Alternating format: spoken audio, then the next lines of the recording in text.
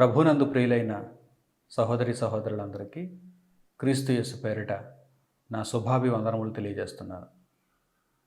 మీరంతా ఆత్మీయంగాను శారీరకంగాను ఆరోగ్యంగా ఉన్నారని నేను భావిస్తున్నాను. ఒకవేళ శారీరకంగా మీరు బలహీనులుగా ఉంటే తప్పకుండా పరలోకమందున్న తండ్రి మీకు సహాయం చేసి మరలా మీకు ఆరోగ్యకరమైనటువంటి స్థితిని అనుగ్రహిస్తాడు. దేవుని యందు విశ్వాసం ఉంచండి. దేవుని కొరకు బ్రతకాలనేటువంటి నిరీక్షణను కలిగి ఉండండి. దేవుని వాక్యమును నిరంతరం వింటూ ఉండండి. ప్రియులారా, ఈరోజు మన కార్యక్రమంలోనికి అద్భుతమైనటువంటి పాఠంలోనికి మనం వెళ్ళిపోదాం. సిద్ధపాటు అనేటువంటి కార్యక్రమంలో సమయమును గూర్చినటువంటి ఒక ఆలోచనాత్మకమైన పాఠం మన కొరకు సిద్ధంగా ఉంది. ఇది సమయమా అనేటువంటి ఒక గొప్ప పాఠాన్ని మనం నేర్చుకుందాం. సమయము యొక్క స్థితిగతులను బట్టి మనిషి యొక్క ప్రవర్తన ఉండాలి. ఏ సమయంలో ఏ విధంగా ప్రవర్తించాలని మనిషి నేర్చుకోవాలి. అన్ని సమయములలోనూ ఒకే విధమైనటువంటి ప్రవర్తనను కలిగి ఉండకూడదు. సమయమును బట్టి ప్రవర్తన మార్చుకోవాలి. సమయమును బట్టి విధానం మార్చుకోవాలి.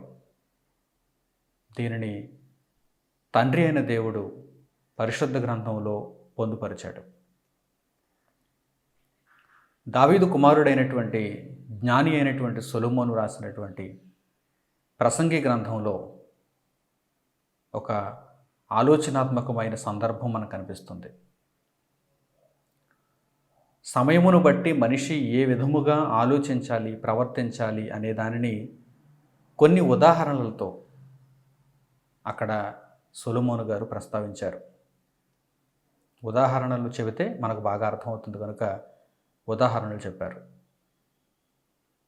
సమయమును బట్టి మనిషి యొక్క ప్రవర్తన మారాలి.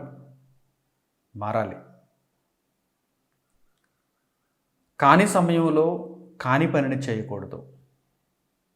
సరైన సమయంలో సరైన పనిని చేయాలి. ప్రపంచవ్యాప్తంగా మానవ జాతికి దీని మీద అవగాహన లేదు.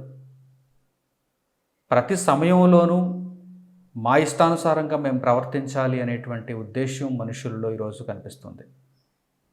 అందువలన మహాదేవుని కృపకు నోచుకోలేకపోతున్నారు, దూరంగా ఉంటున్నారు. సమయమును బట్టి మనిషి ప్రవర్తన మార్చుకోవాలి అని సొలొమోను గారు చెబుతున్నటువంటి సందర్భాన్ని జాగ్రత్తగా మనం పరిశీలన చేద్దాం. ప్రసంగి గ్రంథము 3వ అధ్యాయము 1వ వచనం నుండి ఈ మాటలను మీరు చూడండి. 3వ అధ్యాయము ప్రసంగి గ్రంథము 1వ వచనం మొట్టమొదటి మనం ఆలోచన చేద్దాం. ప్రసంగి గ్రంథము 3వ అధ్యాయము 1వ వచనం. ప్రతి దానికి సమయము కలదు, ఆకాశము క్రింద ప్రతి ప్రయత్నమునకు సమయము కలదు. ప్రతి దానికి సమయము కలదు, ఆకాశము క్రింద ప్రతి ప్రయత్నమునకు సమయము కలదు. ప్రతి దానికి సమయం ఉంది. ప్రతి దానికి సమయం ఉంది అంటే మన జీవితంలో ఎన్నో పరిస్థితులు మనకు ఎదురవుతూ ఉంటాయి, ఎన్నో సంఘటనలు మనకు ఎదురవుతూ ఉంటాయి. ఆయా పరిస్థితులలో మన ప్రవర్తన ఏ విధంగా ఉండాలి, ఆయా పరిస్థితులలో మనం ఏ విధంగా ప్రవర్తించాలి. ప్రతి దానికి సమయము కలదు అంటే ఒక సమయంలో ఒక విధంగా ప్రవర్తించాలి, మరో సమయంలో మరో విధంగా ప్రవర్తించాలి. సమయమును బట్టి ప్రవర్తనను మనం మార్చుకోవాలి. సమయమును బట్టి మనం ప్రవర్తనను మార్చుకోవాలి, పనిని మార్చుకోవాలి, ఆలోచన విధానాన్ని మార్చుకోవాలి. ముఖ్యంగా ప్రతిదానికి సమయము కలదు అనేటువంటి ఈ సందర్భం ఆకాశము క్రింద నివసించుచున్నటువంటి మనుష్యులలో ప్రత్యేకంగా కనిపించాలి. ఆకాశము క్రింద మనుష్యులలో పనులు జరుగుతున్నాయి, ప్రయత్నాలు జరుగుతున్నాయి. ఎందుకంటే భూమి మీద జీవితాలు మానవులలో కనిపిస్తున్నాయి కదా. మనుష్యులలో ప్రతి దానికి సమయము కలదు. సమయమును బట్టి మనిషి చక్కగా ప్రవర్తించడం నేర్చుకోవాలి. సమయమును బట్టి మనిషి ప్రవర్తన విధానం చక్కగా మార్చుకోవాలి. కాని సమయంలో మనిషి వింతగా కాని పనులు చేస్తున్నాడు. కాని సమయంలో కాని పనులు, ఇది అసలు ఆ పని చేయటానికి సమయం కాదు. ఈ సమయం ఈరోజు మనిషి యొక్క జీవితం, ప్రవర్తన విధానం ఈ విధంగా ఉండటానికి ఇది సమయం కాదు. ఈ సమయంలో మనిషి వేరే విధంగా ఉండాలి, వేరే ప్రవర్తనను కలిగి ఉండాలి, వేరే ఆలోచన విధానాన్ని కలిగి ఉండాలి. ప్రియులారా, ఈ విషయాన్ని మనం అర్థం చేసుకోవాలంటే కొన్ని ఉదాహరణలు మనం చూడాలి. సొలొమోను గారు ప్రస్తావించినటువంటి ఉదాహరణలే మనం చూద్దాం, ఆలోచిద్దాం, దేవుని జ్ఞానాన్ని మనం నేర్చుకుందాం. ప్రసంగి గ్రంథం 3వ అధ్యాయం 2వ వచనం నుండి 8వ వచనం వరకు సుమారు 7 వచనాలలో 14 ఉదాహరణలు మనకు కనిపిస్తున్నాయి. 7 వచనాలలో 14 ఉదాహరణలు మనకు కనిపిస్తున్నాయి. ఈ 14 ఉదాహరణలు కూడా మనం చక్కగా ఆలోచన చేస్తే, ఆకాశము క్రింద జరిగే ప్రతి ప్రయత్నమునకు ఒక సమయం ఉంది.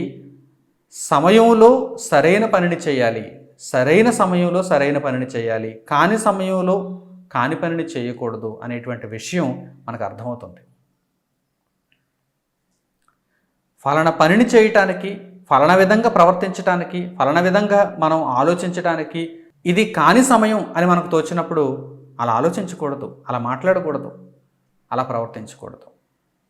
ఇది ఎంత అద్భుతమైనటువంటి జ్ఞానం అంటే, మనుష్యులకు ఈ జ్ఞానం యొక్క విలువ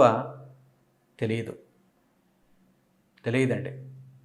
నిజంగా దేవుడు అనుగ్రహిస్తున్నటువంటి ఈ జ్ఞానమును మనుషులు పొందితే ఈరోజు మానవ జాతి ఎంతో బాగుండేది, ఎంతో ఆరోగ్యకరంగా ఉండేది. మనుషుల జీవితాలు దేవునికి దూరంగా, మనుషుల జీవితాలు అస్తవ్యస్తంగా, ఎందుకు పనికిరానివిగా, వారిని వారే పొడుచుకుంటున్నటువంటి స్థితిలోనికి వెళ్ళిపోయాయంటే కారణం ఈ జ్ఞానం మనుషుల్లో లేదు. సరైన సమయంలో సరైన ప్రవర్తనను మనిషి కలిగి ఉండాలి అనేటువంటి జ్ఞానం మనుషుల్లో లేదు. కనుక ఇక తడవు చేయకుండా ఆ ఉదాహరణల్లోనికి మనం వెళదాం. ముందుగా దైవ గ్రంథంలో ఆ ఉదాహరణలు మనం చదువుదాం, తర్వాత వాటిని విశ్లేషణాత్మకంగా తెలుసుకుందాం. ప్రసంగి గ్రంథము 3వ అధ్యాయము 2వ వచనం నుంచి చూడండి. ప్రసంగి గ్రంథము 3వ అధ్యాయము 2వ వచనం నుండి. పుట్టుటకు చచ్చుటకు, నాటుటకు నాటబడిన దాని పెరికివేయుటకు, చంపుటకు బాగు చేయుటకు, పడగొట్టుటకు కట్టుటకు, ఏడ్చుటకు నవ్వుటకు, దుఃఖించుటకు నాట్యమాడుటకు, రాళ్లను పారవేయుటకు రాళ్లను కుప్పవేయుటకు, కౌగలించుటకు కౌగలించుట మానుటకు, వెదకుటకు పోగొట్టుకొనుటకు, దాచుకొనుటకు పారవేయుటకు, చింపుటకు కుట్టుటకు, మౌనముగా నుండుటకు మాటలాడుటకు, ప్రేమించుటకు ద్వేషించుటకు, యుద్ధము చేయుటకు సమాధానపడుటకు.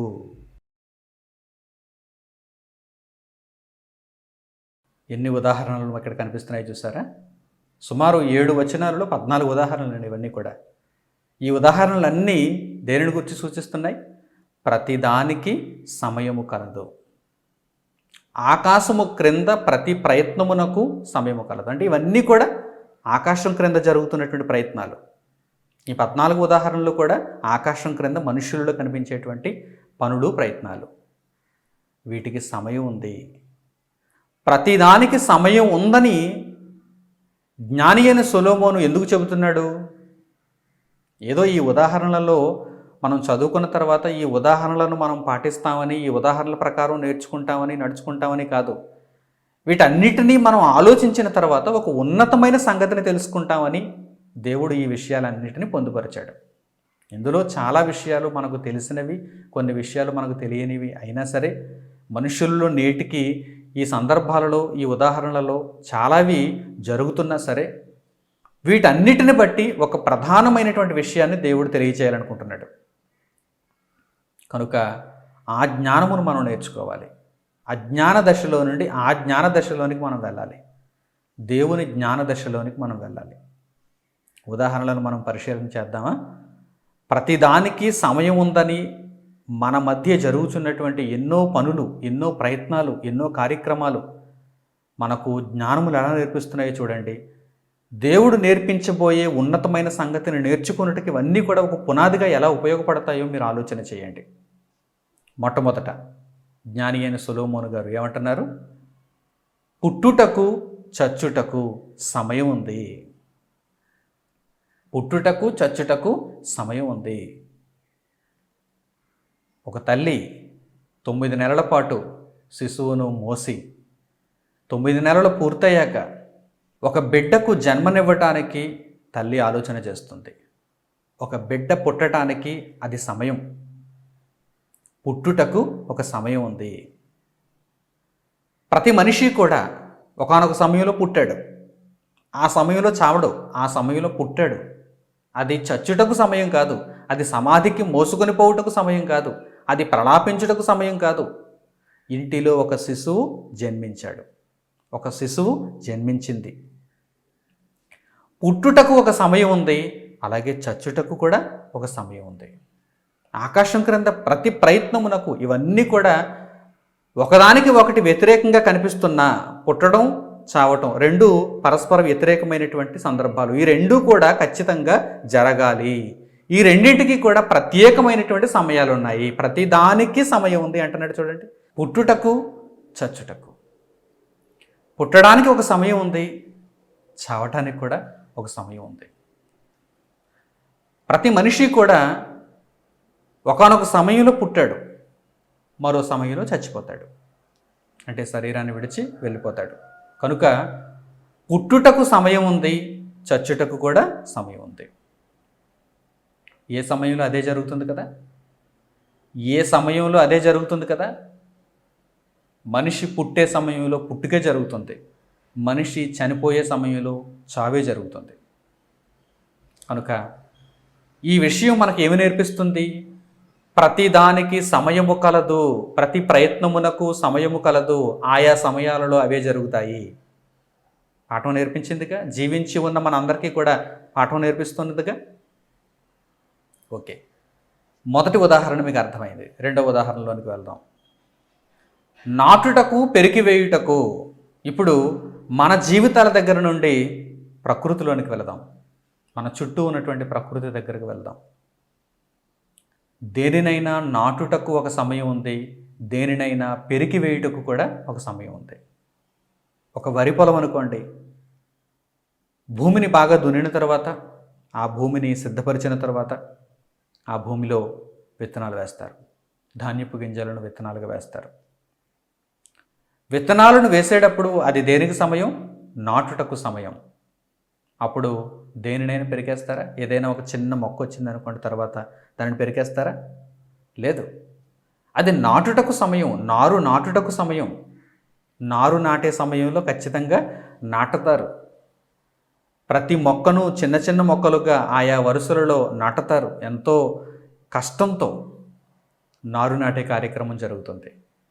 నాటుటకు ఒక సమయం ఉంది, ఒక తేదీని నిర్ణయించుకుంటారు, పరిస్థితులన్నిటిని అనుకూలంగా చూసుకుంటారు.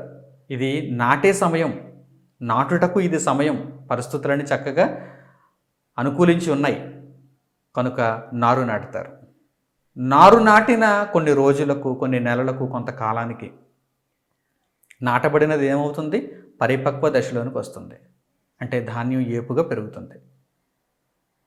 వరి మొక్కలన్నీ కూడా ఏపుగా పెరుగుతాయి, ధాన్యం బాగా పరిపక్వ దశలోనికి వస్తుంది. అప్పుడు ఏం చేస్తారు? ఇది పెరికి వేసే సమయం, కోత కాలము. నారు నాటే కాలము, కోత కోసే కాలము. నారు నాటే కాలంలో నారు నాటుతారు, అది నాటే సమయం, అది పెరికి వేసే సమయం కాదు. పెరికి వేసే సమయంలో అంటే కోత కాలంలో అన్నిటిని పెరికి వేస్తారు, అప్పుడిక నారు నాటరు. ఎక్కడైనా ఒక చిన్న గొయ్యి తీసి మరలా నారు నాటేటువంటి పని ఎవరైనా పెట్టుకుంటారండి? ఎవరు పెట్టుకోరు. అప్పుడు అంతా కూడా ఊడ్పే, అప్పుడంతా కూడా కోతే.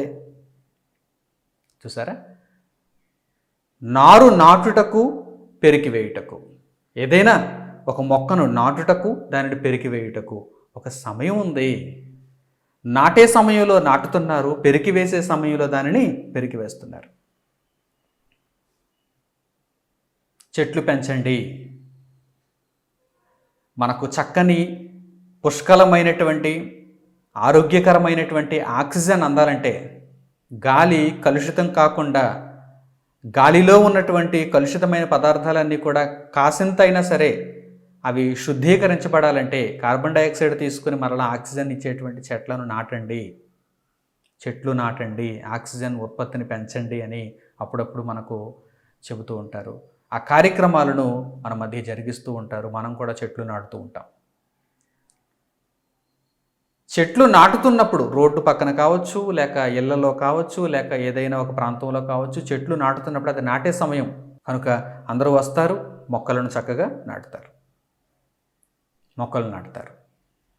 మొక్కలు నాటిన తర్వాత అవి చాలా ఏపుగా బలంగా పెరుగుతాయి, వృక్షాలు అవుతాయి, చాలా చక్కగా పచ్చగా ఉంటుంది. ఇప్పుడు ఆ ప్రాంతంలో ఒక రోడ్డు వేయాలనుకున్నారు, ఒక పెద్ద రోడ్డు వేయాలనుకున్నారు, శాంక్షన్ అయిపోయింది, నేషనల్ హైవే శాంక్షన్ అయిపోయింది అనుకుందాం. అప్పుడు ఏం చేస్తారు? అడ్డుగా ఉన్నాయని తీసేస్తారు, నరికేస్తారు. కనుక ఇప్పుడు దేనికి సమయం అన్నమాట? నరికి వేయటానికి, పెరికి వేయటానికి సమయం అన్నమాట. ఆలోచన చేస్తున్నారా? ఒకనాడు వారే ఒక మొక్క నాటారు, ఇప్పుడు వారే ఒక వృక్షాన్ని పెరికివేస్తున్నారు, వేళ్లతో సహా పెరికిలించేస్తున్నారు, ఆ చెట్టును నరికేస్తున్నారు. ఏదైనా ఒక నిర్మాణం చేయాలనుకున్నారనుకోండి, చెట్లన్నిటినీ తొలగించేస్తారు, పెరికివేస్తారు. ఎందుకంటే ఇది దేనికి సమయం? పెరికి వేయటానికి సమయం. నాటుటకు, పెరికివేయుటకు, పుట్టుటకు, చచ్చుటకు. మీకు బాగా అర్థమవుతుందా? ఈ ఉదాహరణలు చక్కగా అర్థం చేసుకుంటే ఏ సమయంలో ఆ విషయాన్ని, ఆ ప్రవర్తనను, ఆ పనిని మనం చక్కగా జరిగించాలని మనకు అర్థమవుతుంది. ఇక మూడవది చంపుటకు, బాగు చేయుటకు. చంపుటకు, బాగు చేయుటకు. మరల మనుషుల దగ్గరికి వద్దాం. కరడుగట్టిన నేరస్తులను ఏం చేస్తారు? ఉరిశిక్ష ఒకవేళ వారికి ఖరారైపోతే ఆ నేరస్తులను ఏం చేస్తారు? ఉరి తీసేస్తారు, చంపేస్తారు. ఒకవేళ సుప్రీంకోర్టులో ఉరిశిక్ష ఖరారు చేయబడింది, రాష్ట్రపతి గారు కూడా క్షమాభిక్ష పెట్టలేదు, ఇప్పుడు ఆ నేరస్తులను ఏం చేయాలి? చంపేయాలి. చంపేస్తున్నారు అంటే అది దేనికి సమయం? చంపుటకు సమయం. తీర్పు వెలువరించింది, వాదోపవాదాలన్నీ ముగింపబడ్డాయి, శిక్ష ఖరారైపోయింది, నేరం రుజువైపోయింది, వారికి క్షమాభిక్ష కూడా ఇంకెవరు పెట్టడం లేదు. అప్పుడు వారిని చంపుటకు అది సమయము. వారిని చంపుటకు అది సమయము. మావోయిస్టులు, తీవ్రవాదులు, ఉగ్రవాదులు తుపాకీలు పట్టుకుని పోలీసుల మీదకి వచ్చేశారు. పోలీసులు వెంటనే తుపాకీలు తీసి ఎన్కౌంటర్ చేసేస్తారు. ప్రత్యేకంగా వారికి అదొక వెసులుబాటు. ఎవరైనా ఆయుధాలతో మీ మీద దాడి చేసి రాజ్యాంగ ఉల్లంఘన చేస్తే మీరు వెంటనే వారిని చంపవచ్చు. చంపుటకు అది సమయం. ఆలోచించడానికి ఇక్కడ సమయం ఉండదు. ఎన్కౌంటర్ చేసేయాలి. చంపుటకు అలాగే బాగు చేయుటకు కూడా సమయం ఉంది. అదే నేరస్తుడు పట్టుబడ్డాడు, రిమాండ్లో ఉన్నాడు, లేక జైలులో ఉన్నాడు, శిక్షను అనుభవిస్తున్నాడు, ఉరిశిక్ష పడలేదు, యావజ్జీవ కారాగార శిక్ష లేకపోతే కొన్నేళ్ళు జైలు శిక్ష పడింది, అతడు జైల్లో ఉన్నాడు, అతనికి ఆరోగ్యం వికటించింది, ఆరోగ్యం పాడైపోయింది, సుస్థి చేసింది. ఏం చేస్తారు? అలాగే వదిలేస్తారా? తీసుకుని వెళ్ళి బాగు చేస్తారు, ఆసుపత్రికి తీసుకుని వెళ్తారు, అతన్ని మరల ఆరోగ్యవంతునిగా మారుస్తారు. చంపేది వారే, బాగు చేసేది వారే, కానీ సమయం తేడా ఉంది. ఉరిశిక్ష పడుతున్నటువంటి ఖైదీ అయినా సరే ఉరిశిక్ష భవిష్యత్తులో పడుతుంది, కానీ ఇంకా నేరం రుజువు అవ్వటానికి వాదోపవాదాలు జరుగుతున్నాయి. ఈ మధ్యలో ఇతనికి సుస్థి చేసింది అనుకోండి, అంటే ఆరోగ్యం పాడైపోయింది అనుకోండి, ఏం చేస్తారు? బాగు చేస్తారు.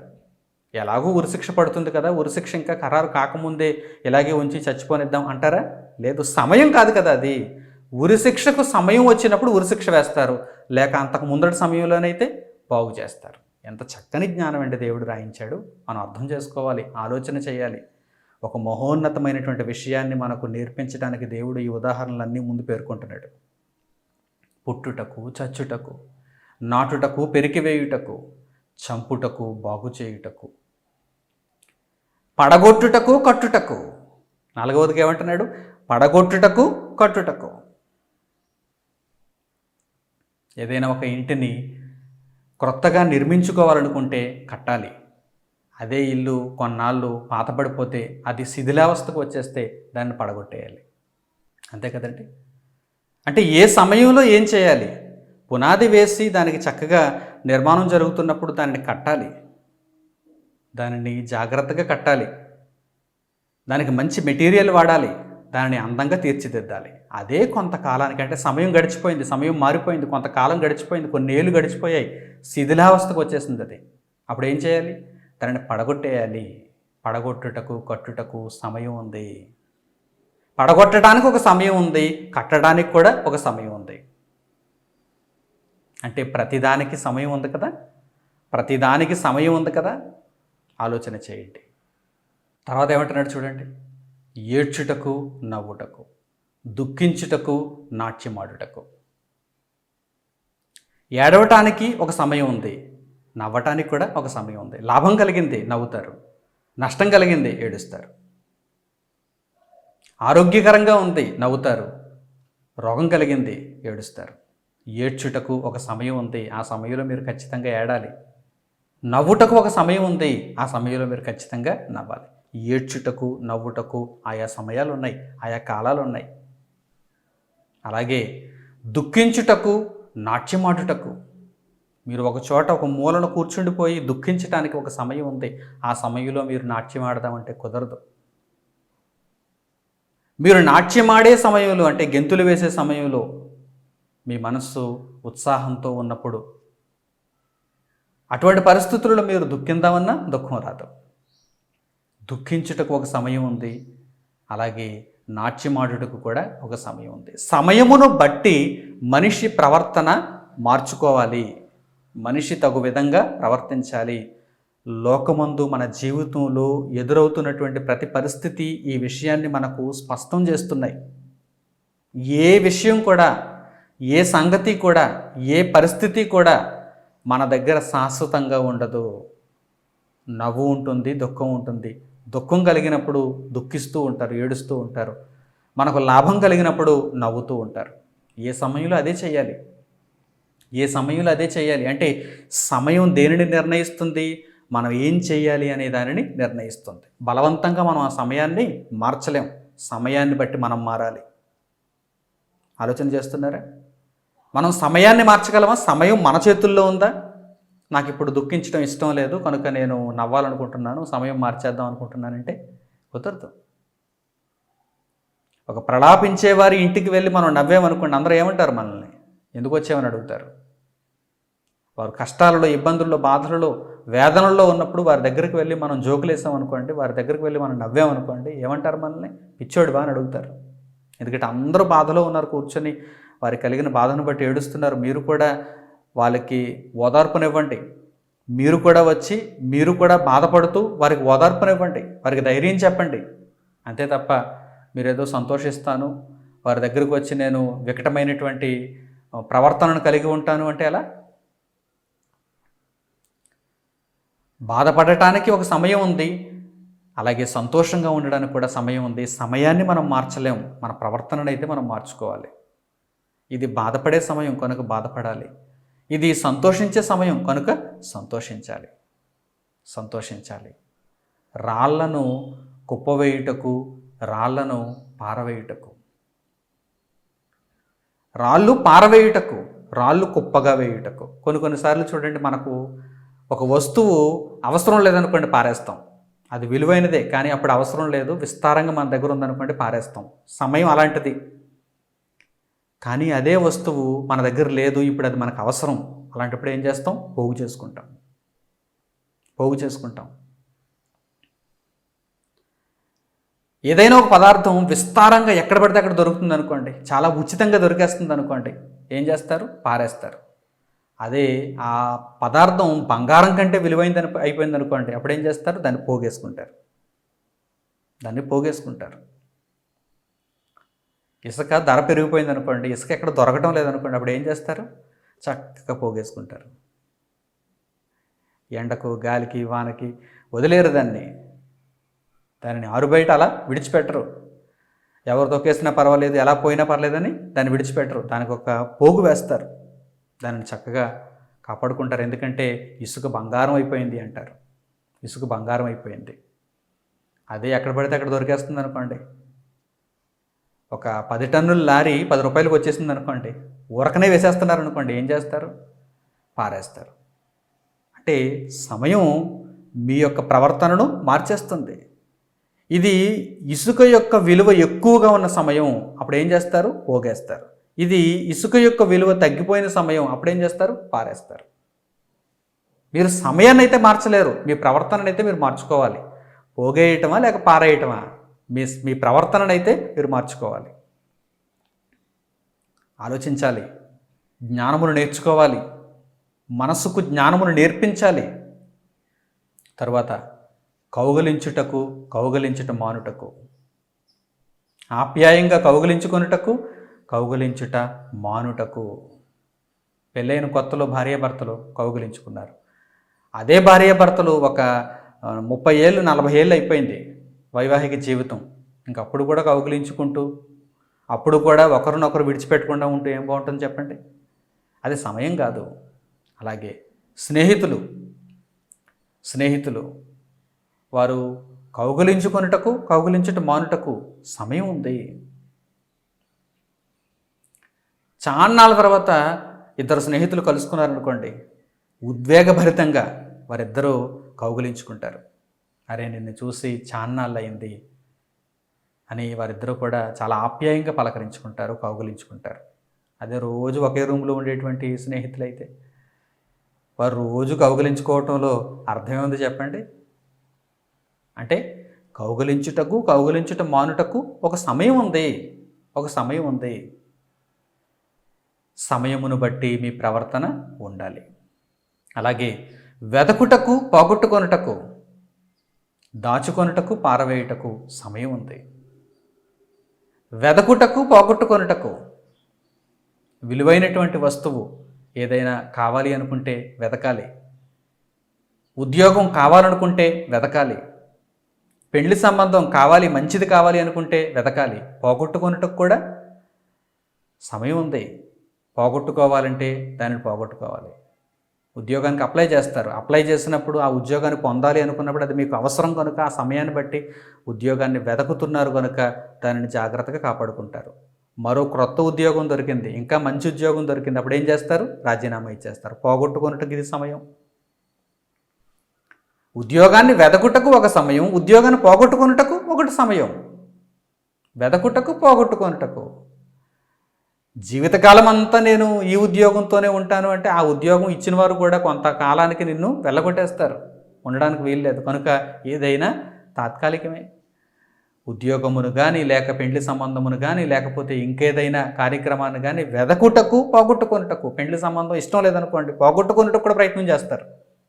ఏ విధంగానైనా సరే మాకు ఇష్టం లేదు అని చెప్పడానికి ప్రయత్నం చేస్తారు.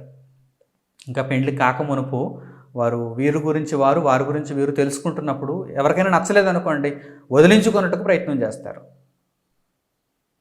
వెదకుటకు, పోగొట్టుకొనుటకు సమయం ఉంది.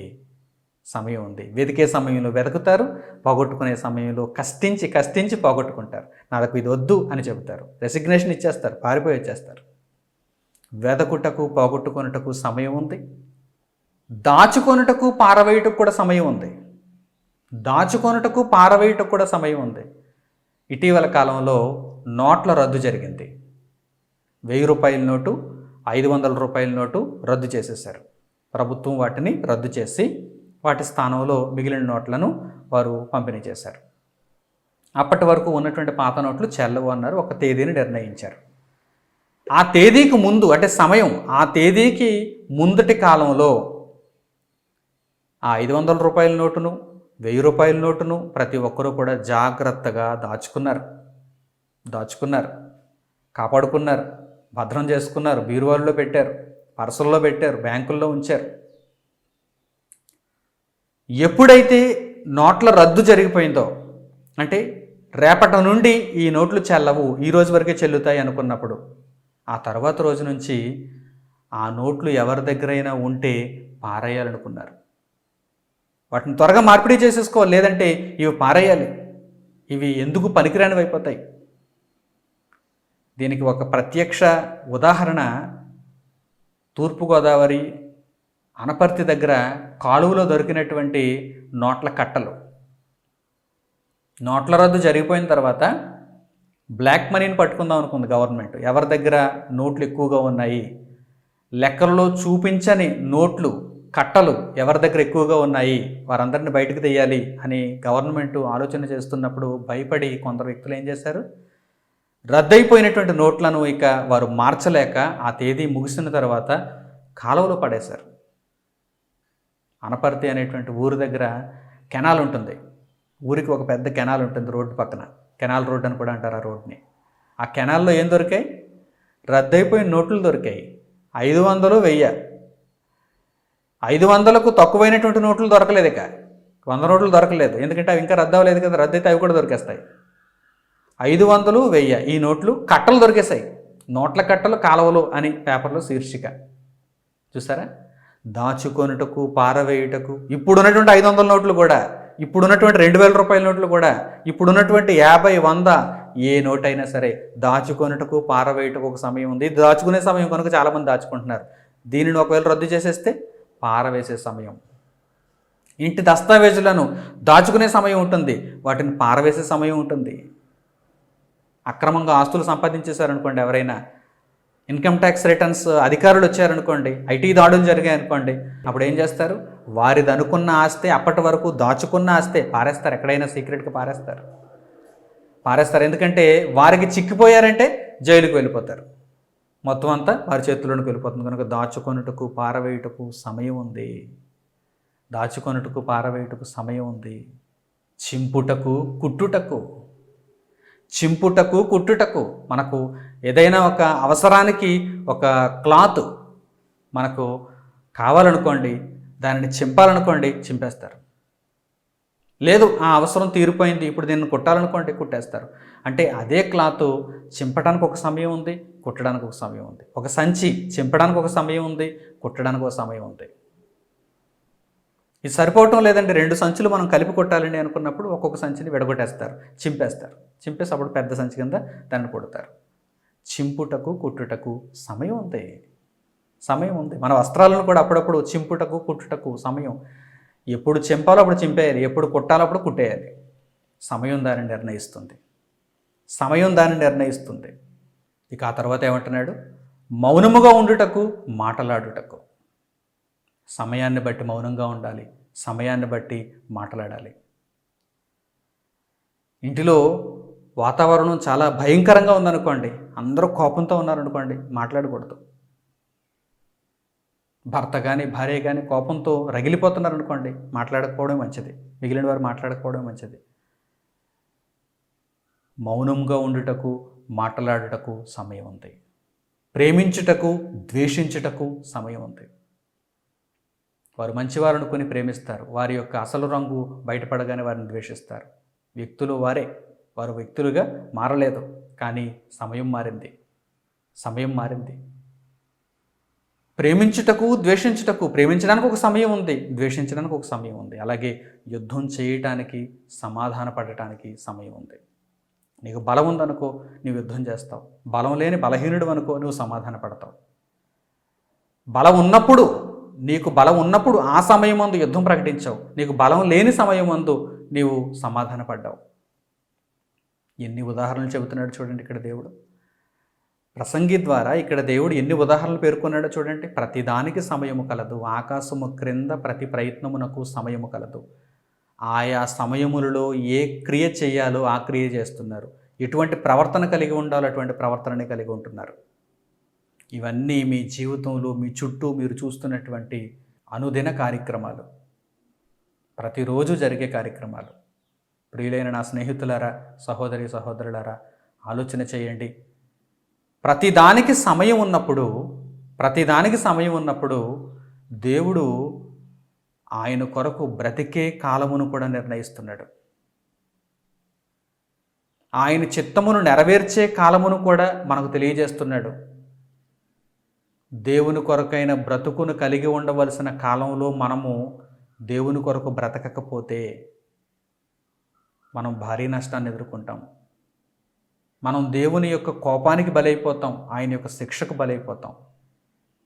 లోకమందు ఏ సమయమందు ఆ క్రియని, ఆ కార్యక్రమమునే మనం చేస్తున్నప్పుడు దేవుని యొక్క సమయంలో దేవుని కొరకు బ్రతకాలి.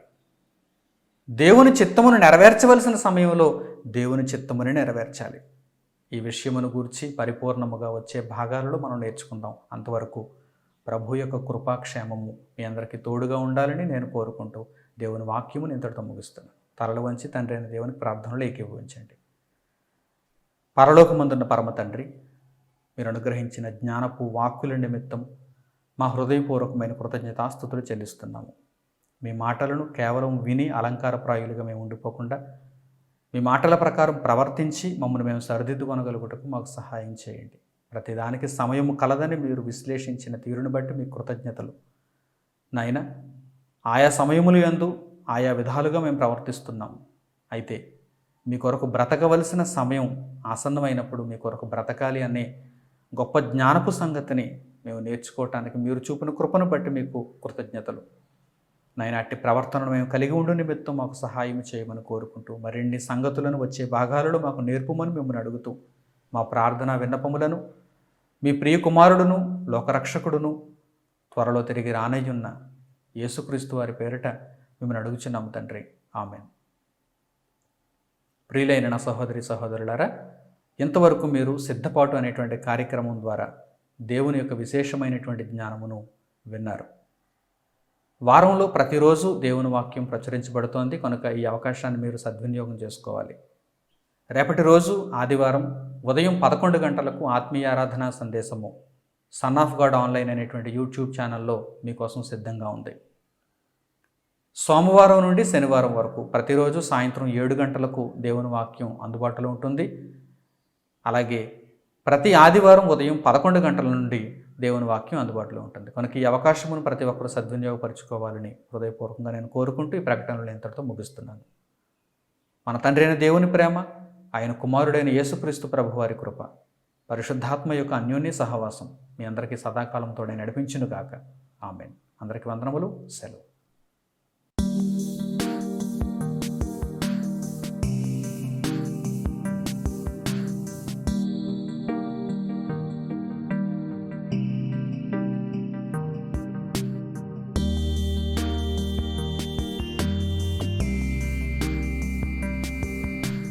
సహోదరులు మణికుమార్ గారు ప్రసంగించిన ఎన్నో ఆత్మ సంబంధమైన సంగతులను ఉచితముగా వీక్షించుటకు స్క్రిప్చర్స్ యూనివర్సిటీ మరియు సన్ ఆఫ్ గాడ్ ఆన్లైన్ అనే మా యూట్యూబ్ ఛానల్స్ ను తప్పక దర్శించండి.